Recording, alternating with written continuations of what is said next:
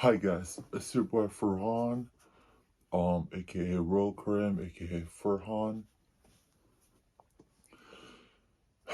Today I wanna talk about personality type ENFP. So if you're an ENFP, some of the comments or compliments that you get on a frequent occurrence is, okay, you're different. I'm indifferent to your opinion. I'm speechless. You're naturally amazing.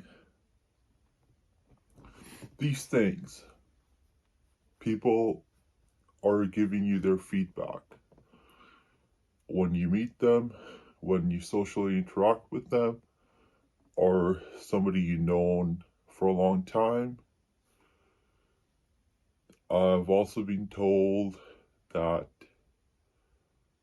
you're different, you're limitless, you can do whatever you want, whatever you put your mind into it.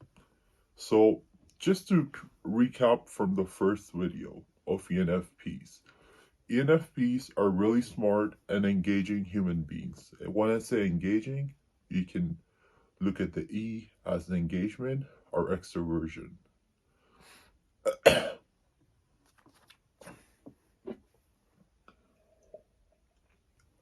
Engaging in a sense that we tend to hide deep inside how we feel, but generally on the surface level we're always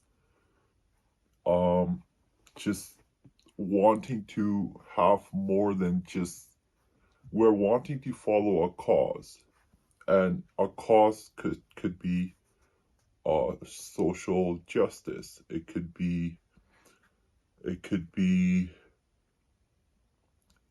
erasing crime from the face of the planet. It could be elevating poverty as a humanitarian cause. But what happens is that NFPs are naturally creative because they crave that engagement. And when hibernation comes throughout the 4 seasons of this world, and they could get, it's not only hibernation, they need time to themselves to recharge. So that time they want to spend in isolation because their engagements, depending on the spectrum of percentage from being a 70% extrovert or a 95% extrovert, which is kind of scary and living on the edge, but they need to just come into their shell, their man cave, and just recharge from disassociation of all that engagement that they got, all that extroversion, interactions, and exposure that they got and experiences. So it's just hard to explain because I guess human tendency is to interact with other people, but everybody works 9 to 5, or at least are chasing something, a degree, a career that's going to get them that 9 to 5 secure, stable position in a corporate world, at a hospital, at a car wash, wherever, at a restaurant, or wherever. But what happens is that NFPs are not against following the rules. They can follow a structure because you've seen a lot of NFPs are able to complete their bachelor's degree, their high school, their PhDs even, and but what I'm trying to say is that because that E in their personality type, that engagement and extroversion, they can't be a person in a cubicle. They have to just keep on exploring and exposing to different experiences. So it's kind of like a total opposite of an introvert, because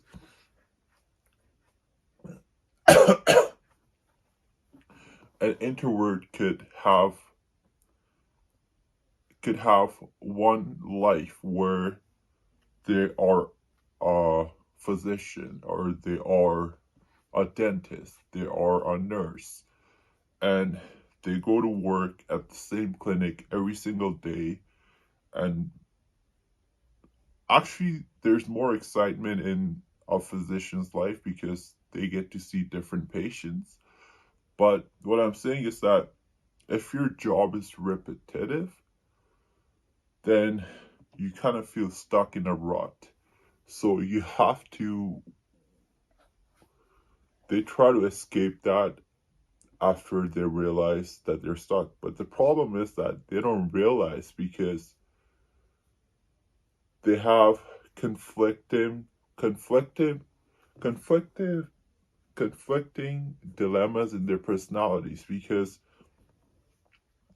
it goes down to the root cause of our education system. It doesn't prepare you for financial freedom. It doesn't prepare you for where you're gonna belong and excel in society.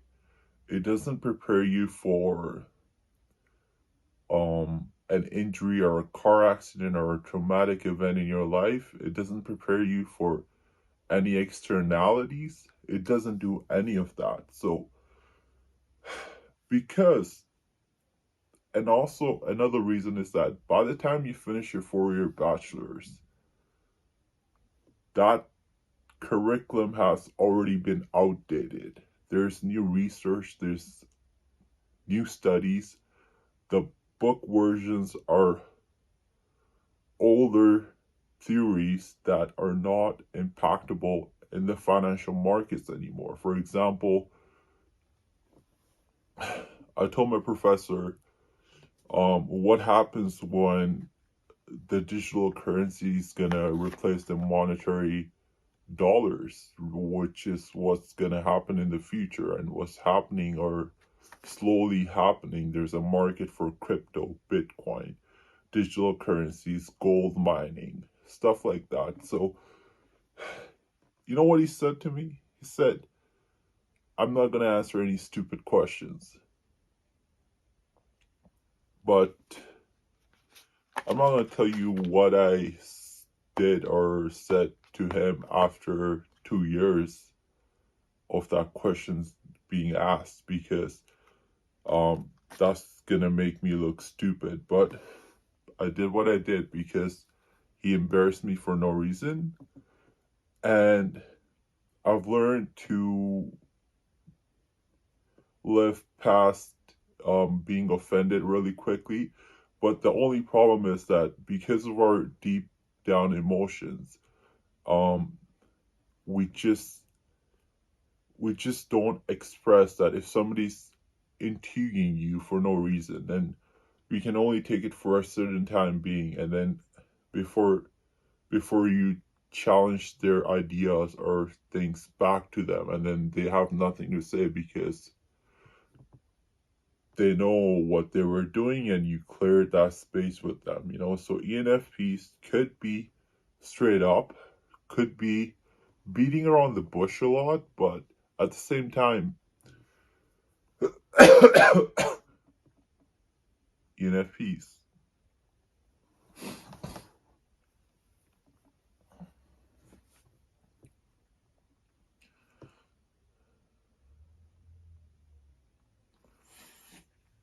Now let's get back to the N. N, I would say in today's modeling, it's all about networking, but N actually comes for institution within us. We just want to keep connecting the dots from one subject to another, from one experience to another, from one vision to another, from one idea to another. So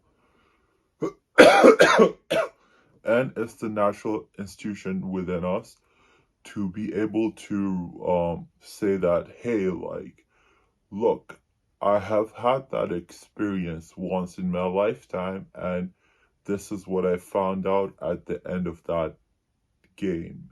And then this is where I stood because of my ethical values, my morale, and things that I've been taught to believe that are right and wrong.